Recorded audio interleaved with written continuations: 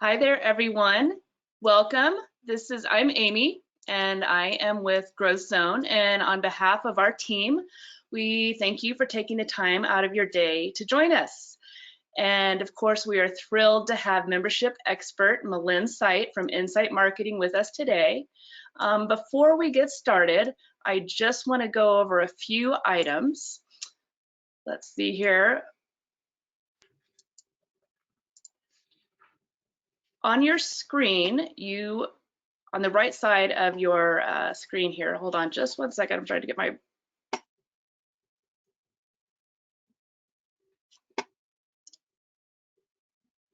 if you're having, if you want to raise your hand if somebody asks a question, or if you actually have a question that you'd like to type in, you can find that in the panel. Also, your audio can be adjusted right where you see it. If you do need to call in via telephone, that is also available to you. You can click on the telephone part of the panel, and you just select telephone, and the dial-in information will be displayed. You'll have the opportunities to submit questions in the questions pane. You can send them at any time during the presentation. We'll collect them and address as many as we can during the Q&A session at the end.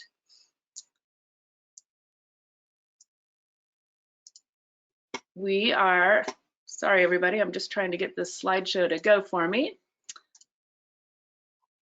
Participants attending live today will receive 1 CAE credit. We will be emailing that within the next 1 to 2 days. Most likely it will be first thing tomorrow. Be sure to check your spam folder for that, or your clutter folder, just in case. We're recording the webinar and emailing it to everyone who's registered, regardless whether or not they joined live or not. So let's see here, sorry. So if some of your colleagues missed it and want to catch up with it, we will be emailing it to anyone that registered, and then we will also be posting it on our website, so you can find it there. Now, some of you may be saying, okay, I have heard of GrowthZone, but I don't know much about them, and that's okay, because you can learn. On our homepage of our website, growthzone.com, there is a Get a Demo button, and you click that demo, and that button, and it'll take you right to this form. All you have to do is fill out the form, and it will go to our team, and someone will be in touch with you. Additionally, the resources section of our knowledge library has a lot of great pieces, whether it's infographics, white papers, etc. You can download those and access those at growthzone.com, resources, knowledge library. Now, just a sneak preview, this is the first time that we're even announcing it. We will be having Melynn back in April for her popular Write Like a Rock Star webinar. And this is an exciting webinar where she'll go over the different ways that you can communicate with members, and so you're not boring them, and how to actually engage them.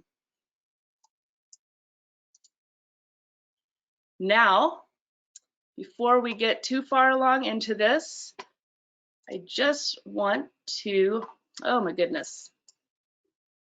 I want to take a moment to introduce Melynn. I'm sure that many of you are familiar with her, and if not, that's okay. She is a membership expert with a background at Sun Systems and Xerox, I believe, and she has turned that experience into an expertise on how to manage, on organizational management. So we are excited to have her here with us, and we welcome her, and everyone can just say hello, and I will let her hop on. Hi, Melynn. Hi everyone.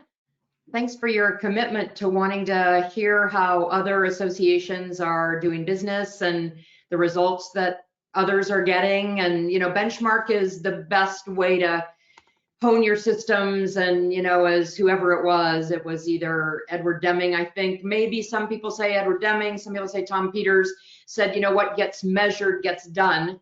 So kudos to GrowthZone for helping to measure some metrics with associations to better understand membership and how to be more successful around the area of members, attracting and keeping members.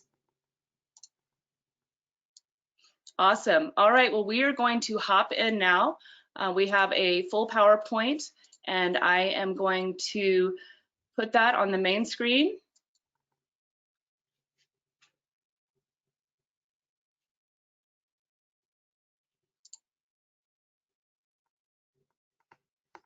All right, so beginning with our presentation, we surveyed approximately just over 400 association professionals.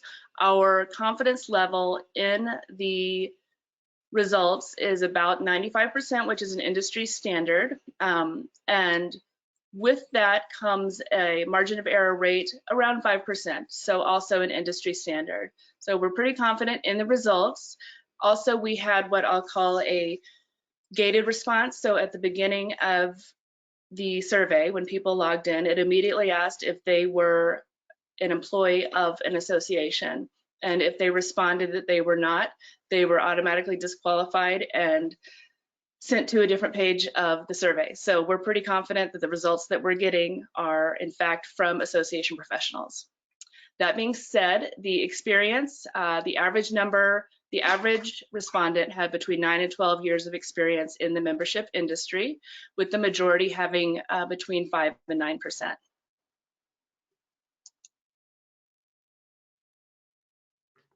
Annual operating budget, the majority had under 3 million.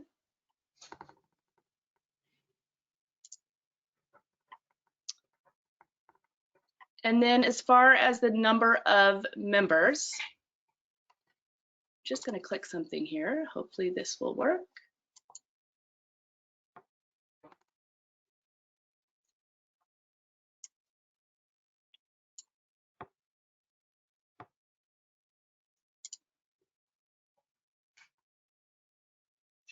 Sorry, everybody, give me just 1 second here. I apologize for the delay, but we are having a little bit of an issue, and I'd rather have everything put together.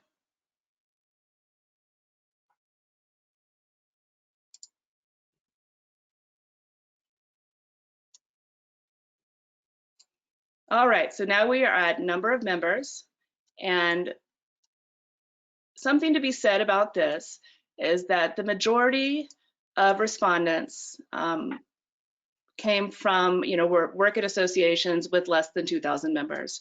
And Melynn and I were visiting about that. And one of the things that she had mentioned is that actually that could be considered an opportunity. So if you're within an association that's on the larger side, some of these results give you an opportunity to learn from smaller associations and vice versa. So it's an opportunity to get ideas from other organizations of different sizes.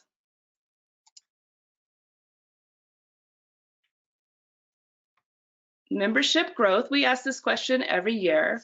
Our overall net membership, so of the respondents, and I like to clarify this, of the respondents, 40% indicated that their overall membership increased, and 46% said that it was unchanged. So you can look at that 2 different ways. You can say that 86% of respondents indicated that their membership levels are increasing or level. Or you can look at it from the other direction and say 60% are stagnant or not experiencing or decreasing growth.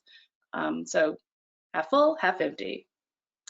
New membership, this is essentially first year members is what we were asking about here.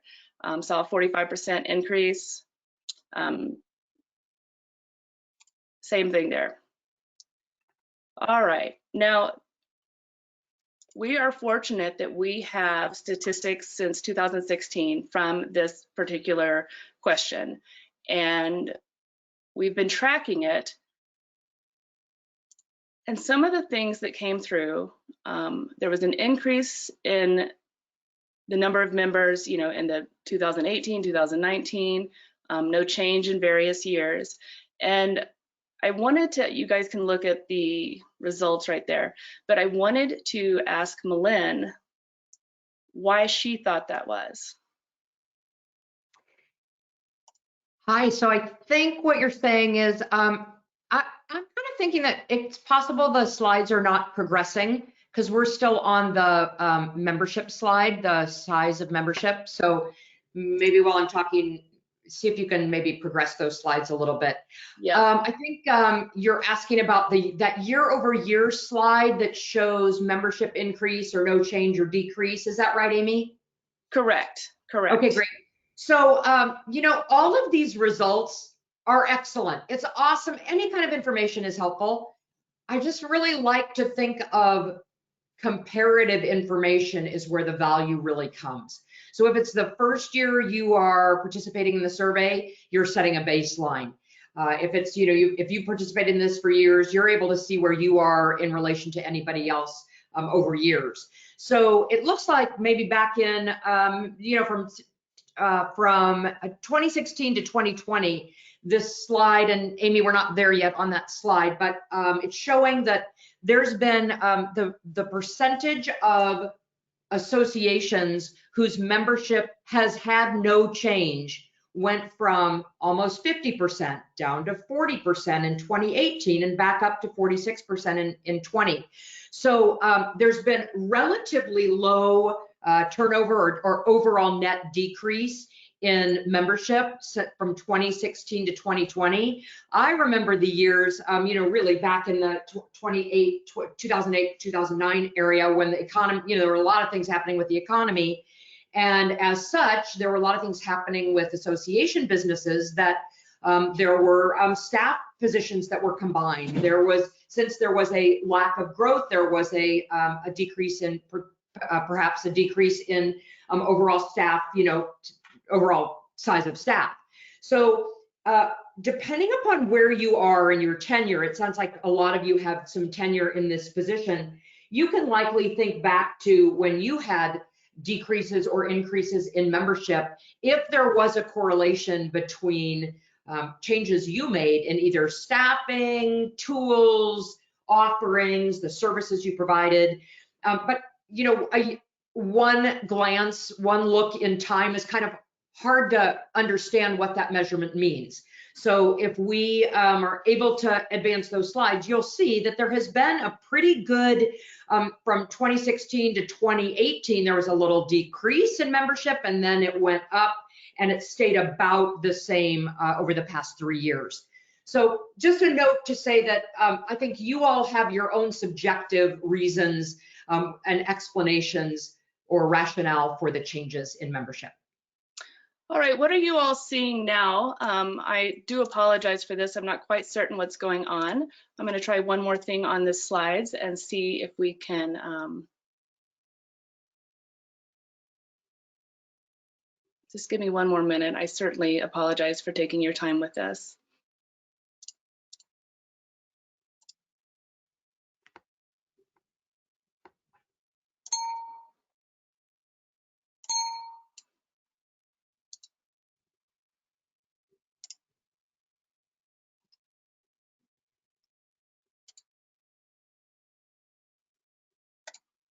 Don't you love technology? You know, it seems like no matter what you do, something always wants to make it a little difficult.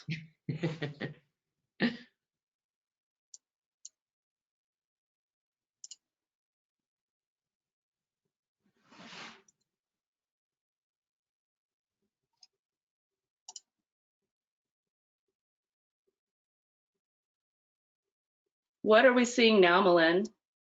We're seeing the second slide, the resources for associations, the GrowthZone resources. Okay, perfect. Keep going.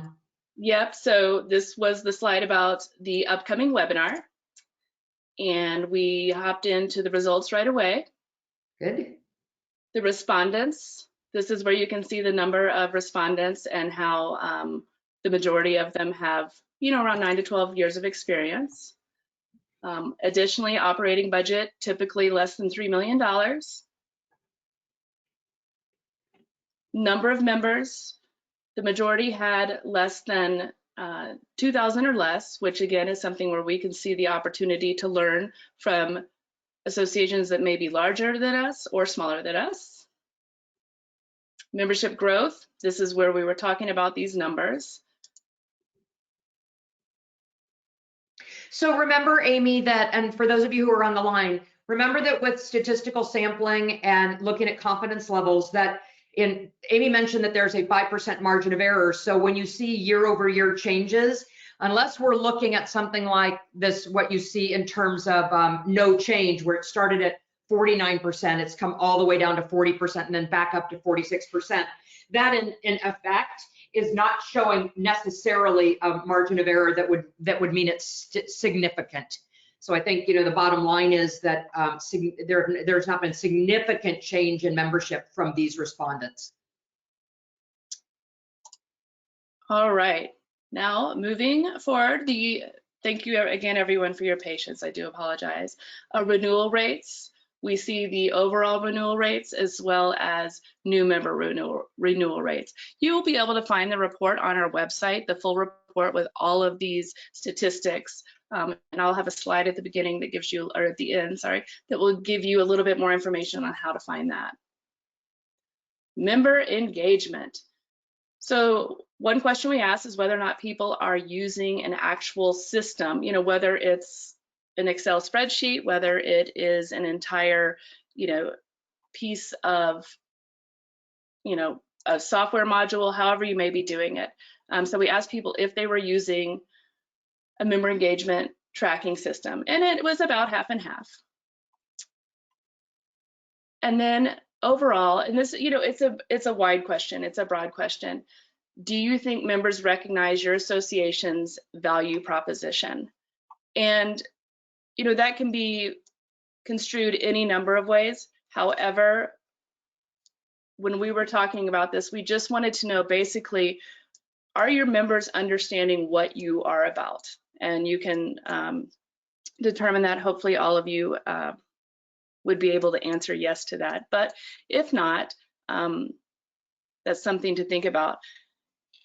Of members that organizations whose members recognize their value proposition actually reported higher engagement rates than those whose members don't recognize the value proposition. So that shouldn't be surprising whatsoever. And then when we move on. Hey, Amy. Yeah. Amy, could I just mention something? In a couple slides Absolutely. before, what you showed a statistic, and I think it's really valuable, that when it showed renewal rates, and it's a couple slides back, I don't know if you might want to go back there. It's kind of tied to value proposition, because in the work that happens in finding yourself, finding your value proposition and expressing your value proposition up front, I think I saw that in general membership, renewal rates declined 11%. And I think what I saw is for young professionals or those that were new in the business or new members, it decreased something like a bigger number, 20 some odd percent. Yeah, there you go. So 12, keep going, one more back. So see over here on the left, 12% lower on renewal rate overall, 26% lower renewal rate for new members. So we find this a lot. So first of all, new members are completely, I'm sure that you all would agree, they're completely overwhelmed. They're not sure what they should be looking for. You offer so many things to them that they're just not exactly sure what to use, that they need them or not. Or you have members who are, new members are indifferent, they're overwhelmed. So this value proposition question, I just want to make an overall comment. And I love this quote by Anais Nin that says, most of the time we don't see the world as it is. We see the world as we are. So when you answer this question that somewhat our members somewhat understand our value proposition, that is not good enough in today's association environment. With so many different competing sources of information, legislation, networking opportunities, trends and data. There are infinite numbers of ways that people can get information that you are sharing with them. You're in competition. So it's really, really important here to be able to get 58% of these people who said somewhat to 58% or more saying definitely. And the way you do that is finding and declaring, especially for your new members, know those new members well enough. It's your job. Get to know those new members well enough so you can articulate a simple, clear value proposition to them and get them connected earlier on so that we're not seeing 26% that are declining, that are, that your exit rate is below your overall association average. Value proposition is such a key critical determinant that that members decide to join, to belong, to renew. All of those things are very related. That is really good information. Agreed, completely agreed. And just so we know that we're all human here, I just want to let you all know that the reason I'm having problems here is the battery in my mouse has died. So always be prepared for that if you are doing a PowerPoint. Overall member engagement. We talked about this, and Melynn just touched base about it as well. Half of people said, and it's when we're talking about engagement, we're talking about interaction between a member and an association. So, a two-way investment in the context of relationship and action. So stuff like reading communications, taking advantage of benefits, attending events, not necessarily, somebody that just renews or, steps up to leadership. So this is a broad question, but overall, half of people say that it's better. And we wanted to know a little bit more about that.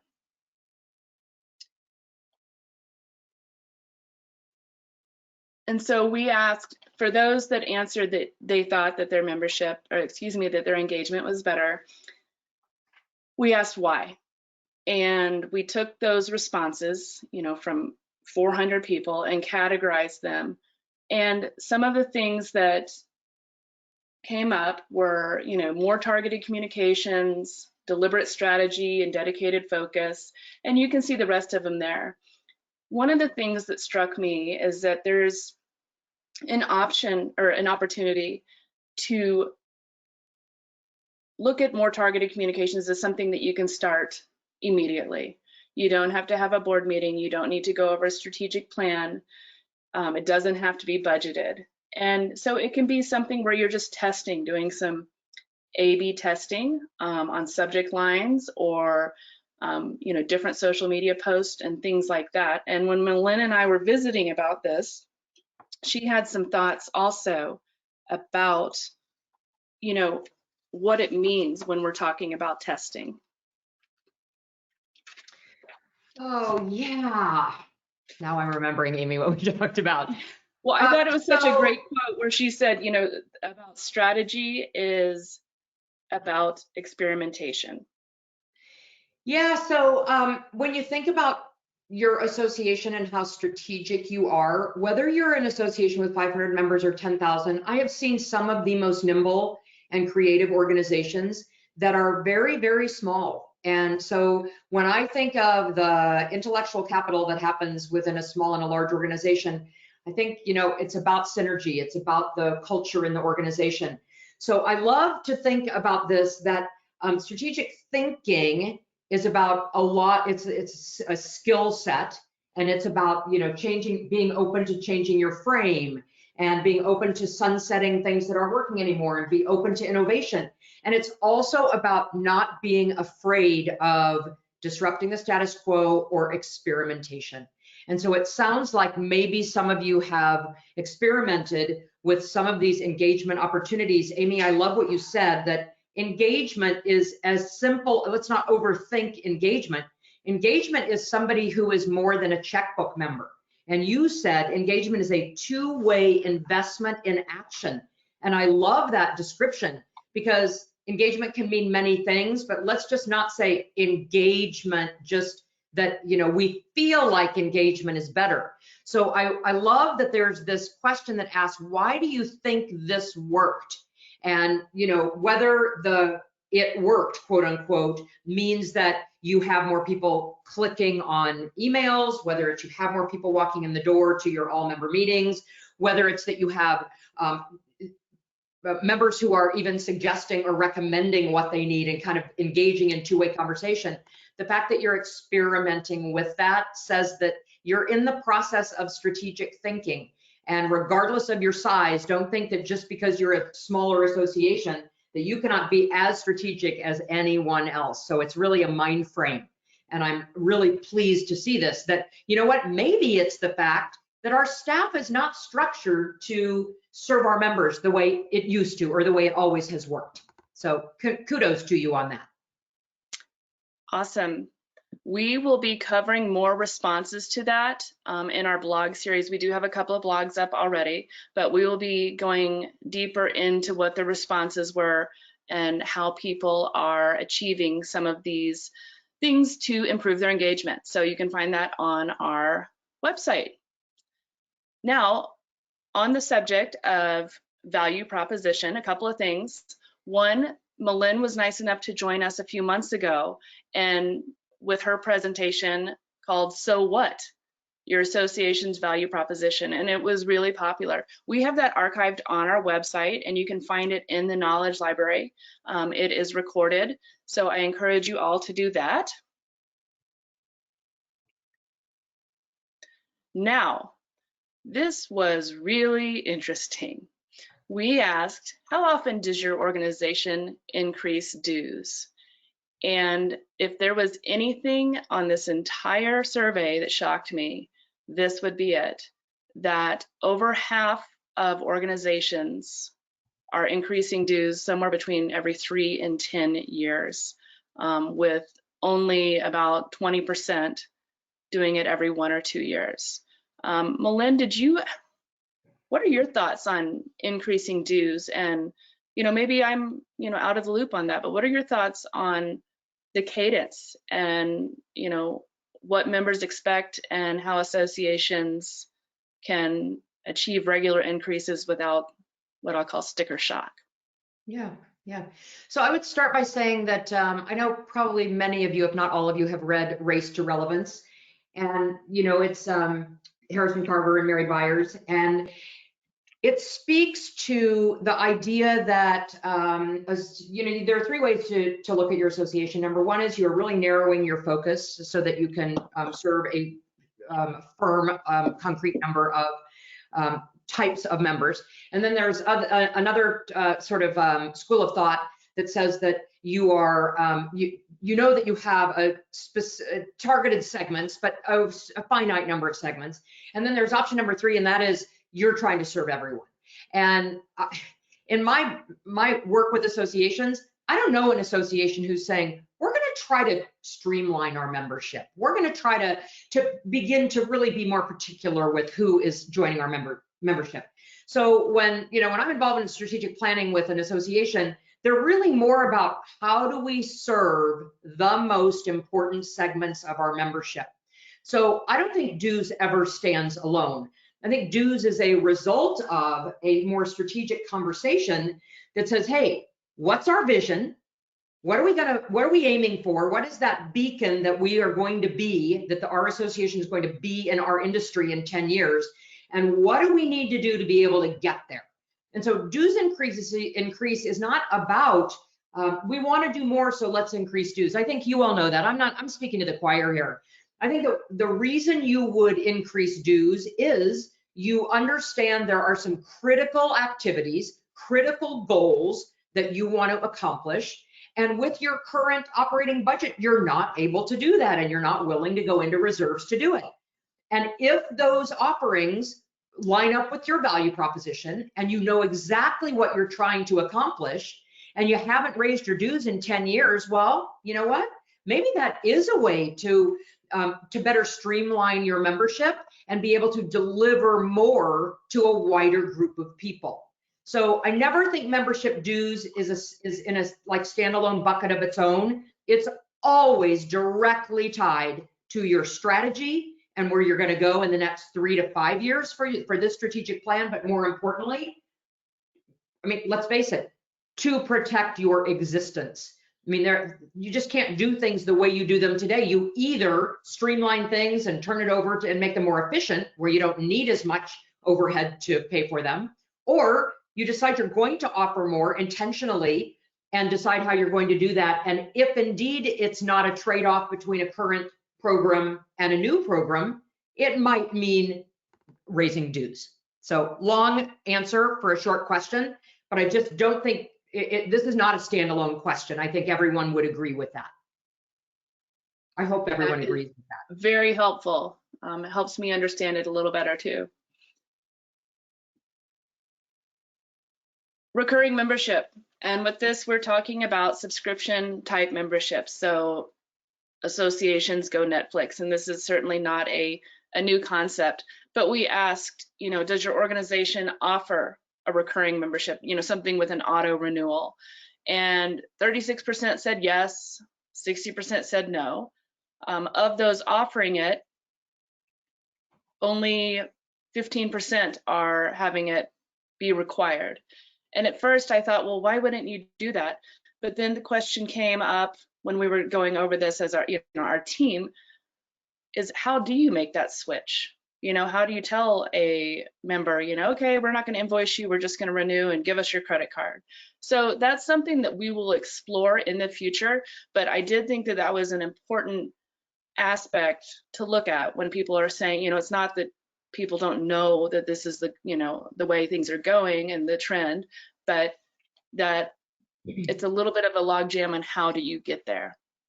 So we will explore that more in the future, because that obviously could probably be its own complete webinar. We are in an election year, so we thought, well, we will just ask this about advocacy. And, associations, particularly trade associations, obviously they are somewhat involved in this. Over half take a position on legislative issues. So 2/3 are involved somehow. But what we did find was that associations that participate in advocacy have higher renewal rates and stronger member recognition of their value proposition. So that was a interesting piece of data. Hey, before you go on, Amy, could I just make a point? Yeah. That I'm going to go back to this. I'm going to go back to this quote again, and I'd like everyone to listen. Most of the time, we don't see the world as it is. We see the world as we are. And I want to take challenge to this slide, because to say that because advocacy is important to leaders or the CEO or the staff, that it's important to members, I'm going to so attend this Writing Rockstar, and I will tell you, and I'll tell you, there's just a preview today, never use the word advocacy. 95% of your membership don't understand what the word advocacy means, let alone do they relate to politics. So getting to know yourself and getting to know your members, I promise you, it will result in your members saying, hey, we need a strong business community. Hey, we need the business, the economy to be strong for a long time. Your members don't relate to the term advocacy. So be careful, seeing the world as it is. That's our world. We are the leadership, the staff, the people that are planning things for the organization, not the member. So let's be careful, and especially in this hot electoral, time of year and time of the world, that we make sure that we don't overuse that term, because there's no better way to turn off members because they don't understand the nomenclature. Do you think that, I suppose it depends on, what the trade is and the type of association perhaps, but, within the value proposition, let's say that an organization had achieved a legislative win, just for, say it's not having services, sales tax or something like that. Is that something that would go into a value proposition, or is that just a case-by-case basis? So my company's done 50 value propositions in the last, I don't know, 7 years. Right. Rare, which is why we have you. That's why we have her with us today. Yeah, so rarely is politics part of the value proposition. Because here's what you do. First of all, it is so critical to disentangle what you think you do well and expect that members do it well. So if you go back and listen to this value proposition webinar, you're going to find that the first thing you do is you find out what worries members. Find out what worries. Don't start with what you do well. Don't start with your win. Start with what worries members. And if indeed, if politics or taxes or whatever, if that worries your members, then involvement at the Capitol might be part of your value proposition. But never start with your strengths. That is so counter to developing a value proposition. You always start with member needs, period. And that's why, kudos to you on GrowthZone for doing this survey. Every association that's on board today, member surveys are so very important. They help you get to know what members need so that you can link up what you do well with what they need most. Then you can tell them all about your success at the Capitol and overcoming this tax problem or whatever it might be. But start with them. Start with what they need most and what they worry about most. That is epic advice. Love it. We talked about this a little bit yesterday too, and the question that we asked is, does your organization have a formal crisis communications plan in place? And what that came up, when we were going through this is it was more, do you even have a communications plan in place?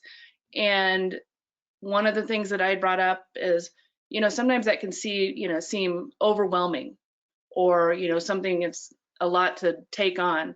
And Melynn basically was talking about, how long should a communications plan be, and what's involved, on a high level, as far as planning communications. How would you respond to this? And, what would you say? So I would tell the story that I worked at Xerox for 22 years. And if I knew then what I knew now, I was working there in my 20s. That's a long time ago. If I would have known then what I know now, my world would have been totally different today. I literally built a 100-page marketing and communications plan that nobody looked at. And so what I found over 17 years of working in association marketing and communications is that you can condense this and abbreviate this and cliff note this, and you can have literally a 6-page marketing plan communications plan that you can use every single day to keep you focused. And when you think about a question like this, do we have a formal crisis communications plan in place? When you create your communications plan, you outline a process for what you're going to do in a crisis. So you do this in advance. And when something comes up that is urgent, maybe it's a call to action, maybe it's something urgent that happened at the association, maybe it's even like something, what do we have going on right now? Coronavirus, whatever it might be. The idea is you create a very simple online communications plan that speaks to, first off, your key messages. You gotta have clarity about why you exist and why it matters to your members. That is the basis, the foundation of a communications plan. And then it goes from there. Who are your most important target audiences? How are you going to reach them? Where are you going to place your communications? How are you going to measure it? So communications plan does not need to be some long, lengthy, unshareable document. Quite the contrary. Perfect. And we asked the marketing question to get a feel for, how much digital marketing are associations doing, and it looked like a a good number. And so that is something that we will explore more in the future when we talk about how associations should market. Hey, Amy. Another thing, yeah, go ahead. Amy, just one thing about marketing. That quote I said earlier, I don't know, I'm just all about like things to keep me grounded. What gets measured gets done. If 71% of you are going to do digital marketing, please, please, please have someone in your organization create a very simple dashboard. How many clicks am I getting? What's my engagement rate? Establish three, or how about three? Establish three metrics that you will use to decide if your money is well spent. Please don't do this without measuring the results. If it works, that's awesome. Yep, that is very good advice. That's something that we do every year, and it takes some work, but it is well worth it, so you can see what is working and what isn't and where you're finding success. Employee turnover, this is something that you hear a fair amount about just in the nonprofit world. And it was encouraging to see that the respondents said that their employee turnover is much better. The rates on that is they're not struggling like the industry in general, as far as, 1 out of 6 employees voluntarily quits each year in the United States. And so we asked them, how does your staff retention rate compare? And that was very encouraging to see. Hey, Amy, I wish that if I could, like have a conversation with all of you, if we were all in one room, I'd say, for this group that's much better about employee turnover, I would love, love, love to hear what is the one thing you think is responsible for that 38% who say it's much better. Because the Harris Interactive survey that says that 1 in 5 employees do not understand their role in relation to the long-term vision and the strategy of the organization. And I just wonder how many of those who say somewhat better or much better would say that, we got our employees more bought into where the association's going. They feel more vested, they feel more empowered, and if that made any difference. I mean, maybe it didn't, and maybe it's a totally other reasons. Maybe you're paying them more, and that's awesome as well.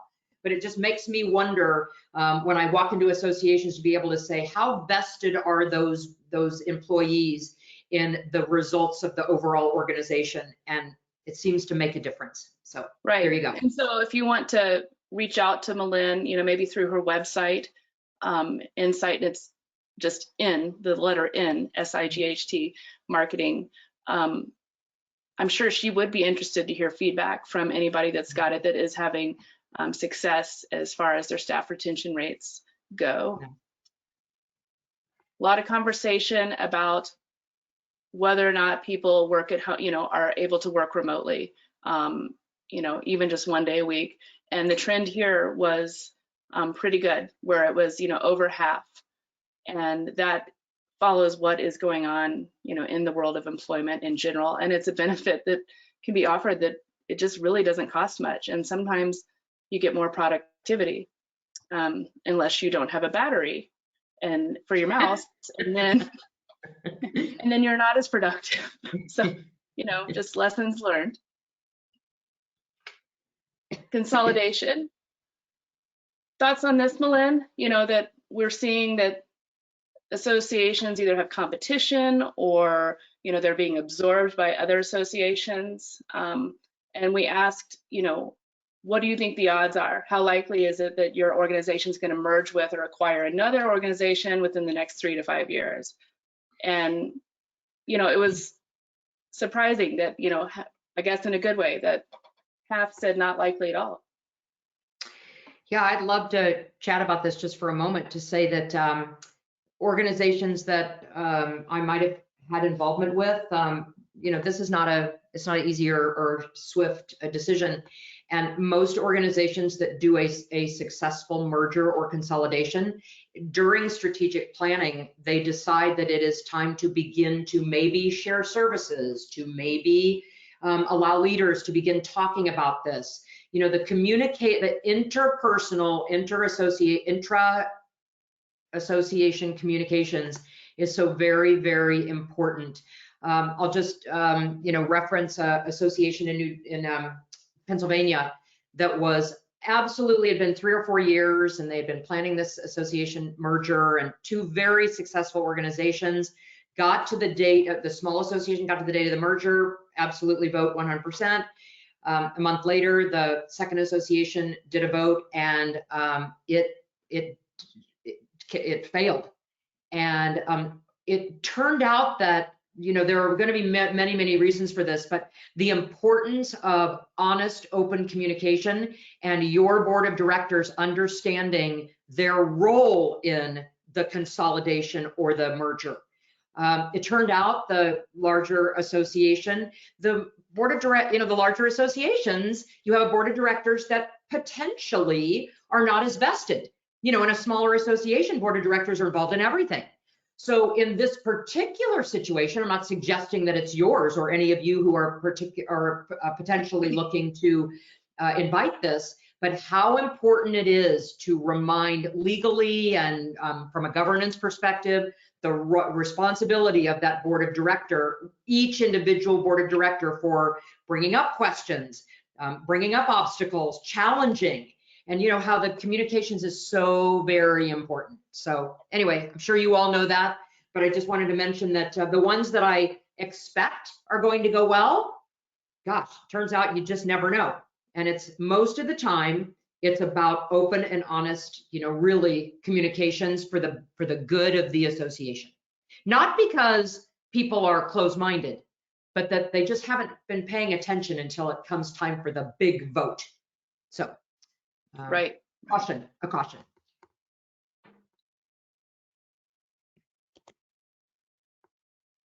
This was a very intense question. We asked, does your organization have a particular benefit or affinity program used to keep your members returning? We referred to that as golden handcuffs, which evidently is not as used as ubiquitously as it is in our office. So basically it's just considered an informal allurement or benefit that's designed to increase retention. You see this a lot in the world of human resources. And those who responded yes, we said, well, what kinds of programs, what's working? And it was a open text response box, and so we went through and categorized those into different buckets. And so 30% of respondents that say they have a golden handcuffs program indicated that there was some type of insurance program that keeps their members coming back. And it went on from there, whether it's discounts on products and services. For instance, in the chamber world, there's evidently an Office Depot program where the chamber, their members get discounts, and then the chamber gets a piece of that back in a check at the end of the year. So little things like that. You can get a deeper look at this, of course, in the full report that's available on our website. I'm gonna keep moving here. Hey, Amy, can I just mention one quick thing? Yeah. The member benefits that you see here, this is not your value proposition. This truly is, as Amy says, this is like an additional ad.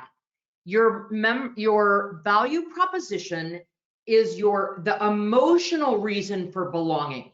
It's not a list of member benefits. So while this is vitally important to some people, and it's absolutely worth it, I mean, we all want to pick that one thing that we love, it is not your value proposition. So I just wanted to make a point of saying that.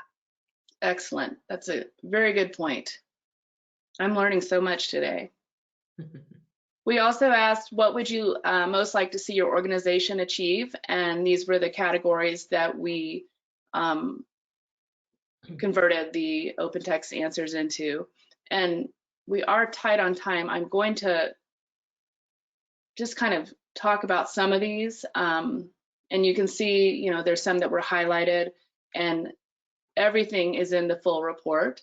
But it was interesting, when Melynn said, if it's not measurable, what's the point? And I like this under retention, where it says, a first-year retention rate, of 55% and an 83% overall retention rate, or over 500 members with 10% increase in retention.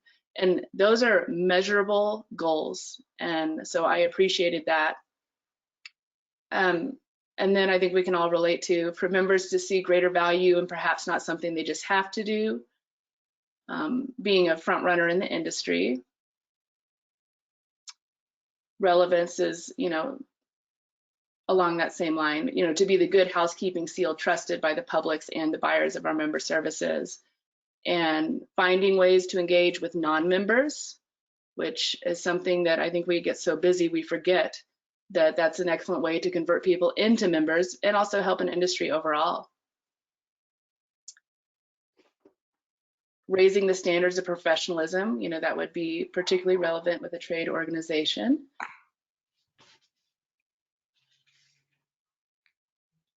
I love that. A great place to work where no one wants to leave. That's under the operations section, and focusing on our core competencies to do a better job evaluating ROI on new initiatives. There's something that can be measured. And, with marketing and technology, a more robust communication plan. And we have definitely covered that today. But you can see where that plays into the goals of an organization. Member feedback. This was fun. If you were a fly on the wall in a room full of members, what do you think that they would say about your organization?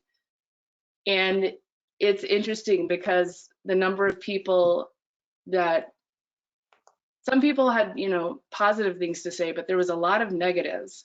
And I didn't know if people just felt like they were venting or, if, what the reasoning was for that. But, the positives included things like it's a good value, a hidden gem, within value itself. And as you know, Melynn is an expert on value proposition. They love us, but have trouble translating the value of membership into concrete words that justify the expense.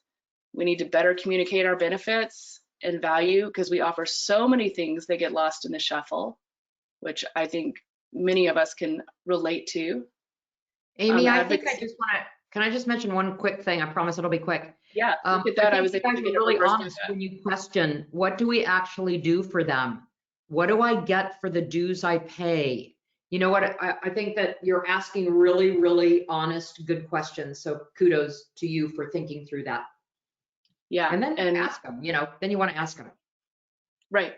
So there is so much information in the report itself, whether it's the need to modernize, if they're out of touch with issues that members are facing.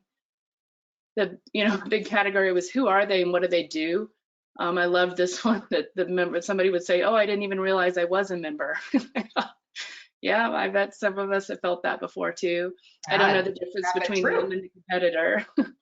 Yeah. And communications, we've covered that, but they take forever to get back to us. Is that something that I would encourage anybody in an association or business in general that it's got to be prioritized on? And it's frustrating if you don't have enough time in the day to follow up with your members. Young professionals, we hear about millennials, young professionals all day long, but some of the feedback there was, a bunch of stodgy old white people, even though we're not old, and we've transitioned to the next generation, and we should be asking them what they want. Absolutely agree with that. Lack of time, and what that brings us to is, as you have all gathered at this point, Melynn knows a lot about associations and a lot about membership and a whole lot about surveys and statistics and how all of that ties together. And so she has a project going on, and I'll let her explain it a bit more, but it is pretty exciting. Oh, thank you, Amy. So we've decided, we've done surveys for trade associations for, 13 years. And we decided that we've done so many one-on-one surveys that it would be so interesting to do a cumulative survey. And I hate to term it like this, but I'm just with my hands going quote unquote, like a Groupon, a survey with a Groupon. So where you would pay thousands of dollars for a survey, We are implementing, we're planning and organizing right now. We're going to implement April 2nd, a survey to any trade association, and you pay a very small amount based on the membership of your association. And we ask them many of these questions that Amy's talked about today to try to get to the bottom of how to understand what your members value and give you information that you can take into a strategic planning session or take into a staff meeting and decide how to serve your members better to answer some of the questions that came up during today's session. So it's a very quick turnaround. March 2nd is the last day to register. There's a link here, insightmarketing.com/insight, INsight. And it'll tell you all about it, answer your frequently asked questions. And it's a 15-question survey that you get specific feedback back about from your members. And then we look at confidentially how everyone does and everyone independently their associations do and give a range. We're not going to give any names, but we will let you know where you rank. And there will be a similar report to what Amy's done, but this will be for the members within the organization, and you would get your specific results yourself. So if you're interested or you want to talk more about it, go to the link, email me, whatever is best. And Amy, thanks so much for putting it out there, because it's one thing to assume what your members need. If you haven't done a member survey in 24 months or less, it's time to do a member survey. And this one is proven and positive. We'll give you a lot of positive things to do next, action items. Right. So thanks for letting me say a minute about it. And if it's been on your to-do list and time is short, this is a great opportunity to have the survey done and not have to be in the weeds on it. You can get the full report on our website. If you go to GrowthZone.com into the knowledge library, it's right there. We encourage you to do that. And we may have time for 1 or 2 questions. Melynn,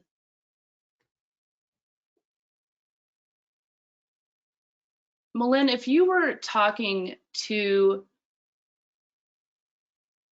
associations about what's the #1 most important thing that they could do today to improve their value proposition and how they're communicating it, what would you say? Is that getting the plan together? Is that asking questions?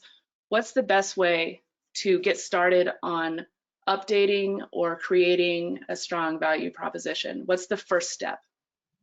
I would say 2 things. #1 is audit your communications. Do an audit of your communications and look at what you say to members.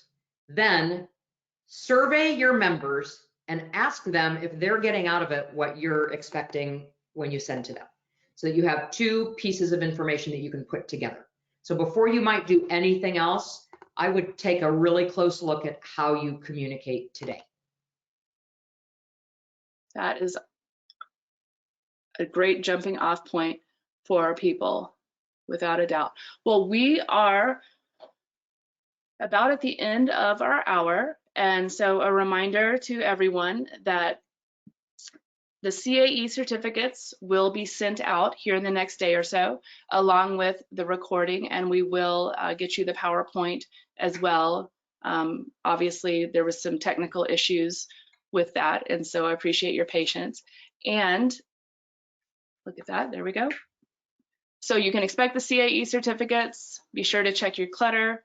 If you don't see it come through, you can always email us back if there is an issue.